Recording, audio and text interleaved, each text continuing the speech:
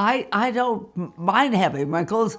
There's sometimes I get up in the morning and I say to myself, look in the mirror, oh my Lord, you look just like your mother. And my mother died at 96. So I thought, oh, that old bag. But then, I earned every wrinkle. With 9 children, 5 boys, earned every single wrinkle, and I'm proud of them too.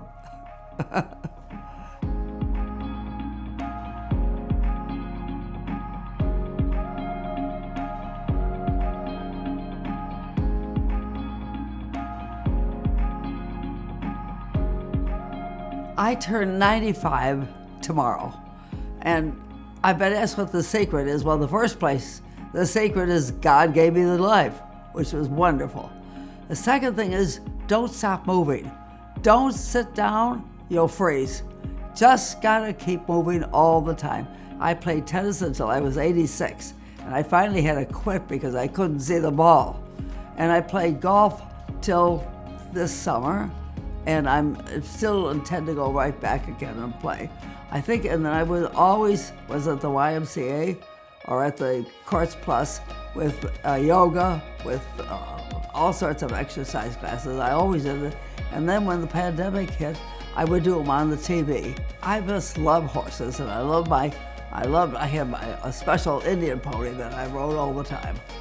And we could ride anywhere in the mountains. We were in the mountains of Colorado. And we didn't stop. We even rode our horses up to Pikes Peak. We rode down to all sorts of places. And then I rode horseback until, my 70s maybe. My husband and I hiked down from Pikes Peak when he was 73, I was 72. We hiked, that was the last time we did a really big hike.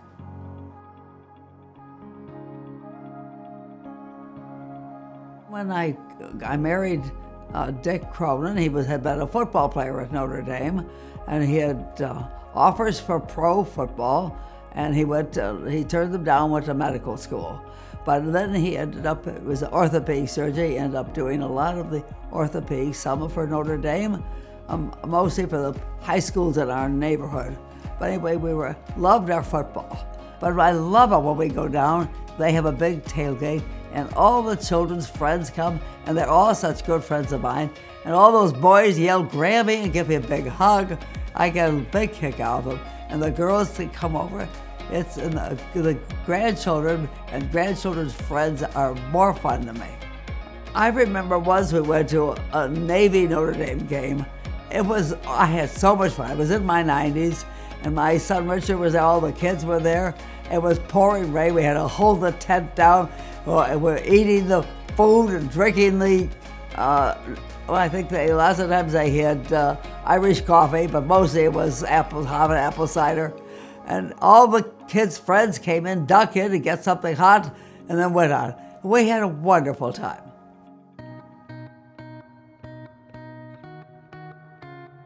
I was married for 64 years when my husband died, and that was 6 years ago. I was blessed to have a wonderful, wonderful husband. And we had 64 wonderful years. Was he perfect? No. Am I perfect? No. But we had a wonderful marriage, 9 children, but I had miscarriages, and I had one baby born and died. We had problems just like everybody else has, okay? But I think the secret to a good marriage is that you put your spouse first, number one. Not your children, not your parents, not your golf or your work. You put your spouse number one first. And I always did. And I was always there for Dick, and he was always there for me.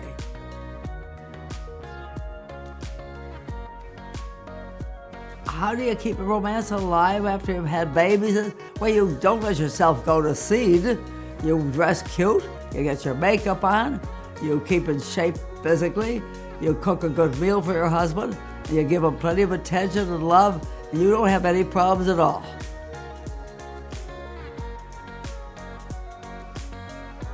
There's no problem with having sex life, just have it for heaven's sakes, okay? The big problem with having sex life with 9 children is that someone's always ready to pop in.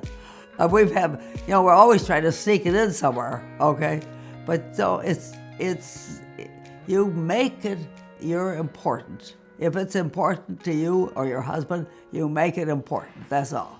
You don't ever slinch on it, okay? That's all. It should be a pleasure for both of you.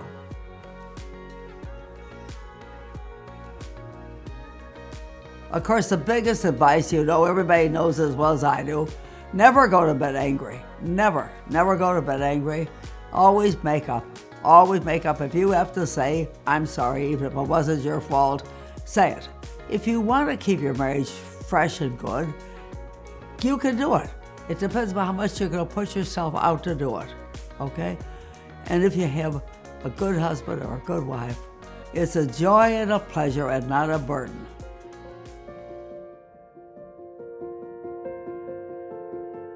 When I was 7 years old, I was sitting on the steps at our house with my brother Tom's good friend, John Coeth, who ended up being one of my best pals. And we were sitting there waiting when they came and told me that my father was drowned. It was an accident that they had come out of church, and my brother Tom had a beach ball, and went out in the water by Lake Tomahawk, and the two men went on a canoe to get the ball. And when the canoe tipped over, it hit my father in the head, and he drowned. And I tell you, I couldn't believe it. And then John Coe said to me, "It's all right, Claire, don't cry. He was already 37 years old."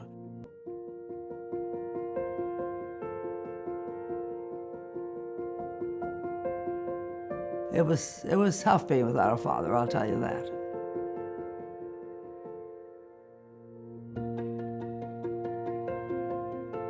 My husband had started dementia. I detected it, years before he was bad. And I'd have to get him up and get him dressed and get him showered and get him ready. But he'd go to Mass with me every morning, and then I'd get him home, get him breakfast, and settle him down. But then pretty soon he got worse, and he was heavy, and a big, tall football player, and he fell. A couple of nights I had to call Johnny in the middle of the night or Danny in the middle of the night to come and help him get him up. So it was got to be said I couldn't do it anymore. So I had somebody who was really wonderful who came in and took care of Dick. Well, actually there were two of them came all the time, day and night. And that was only 2 years that lasted before he died. But thank God I had the finances to do it, which was wonderful. But they took care of him then, and I was there for him all the time. So when my husband died, I was 89. When you have a happy marriage, you could just miss it anyway. And yes, I miss it, but that's part of life. I have a friend who is about 4 years younger than I am that has a boyfriend. And I know several of my friends who go to nursing homes. One of them in particular, she was only there a month when she met somebody else and got married again. And she'd been a widow for years. And I hear about them dating, not when they get to 90, but because most of the people are dead by that time. But anyway, I hear them, and I think if they find, like my friend Karen has a boyfriend, good going. Someone to go out to dinner with, that's perfect. I had some good friends. John Coeth was a good pal of mine. He lived up north, and I lived here. We talked on the phone. And then I had good friends here that were dating, and I was happy about them dating. I got a big kick out of it. I'd hear all the news. But when you have somebody as terrific as my husband, then I didn't want to date anybody.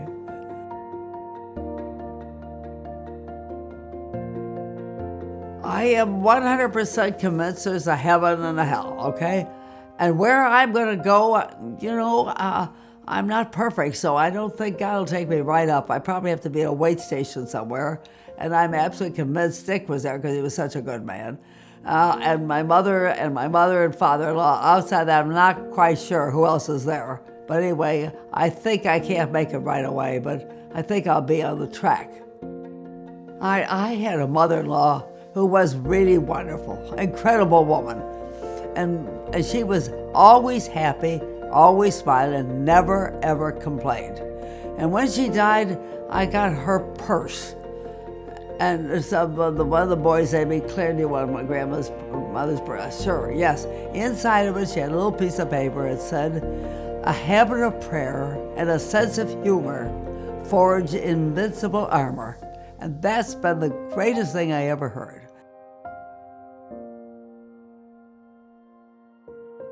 And I feel like it's my job to remind the children what the important things in life are, my children and my grandchildren, okay? So that's what I do. I used to think the best way to do was to die on the golf course or the tennis course. But anyway, now I think I have a different plan.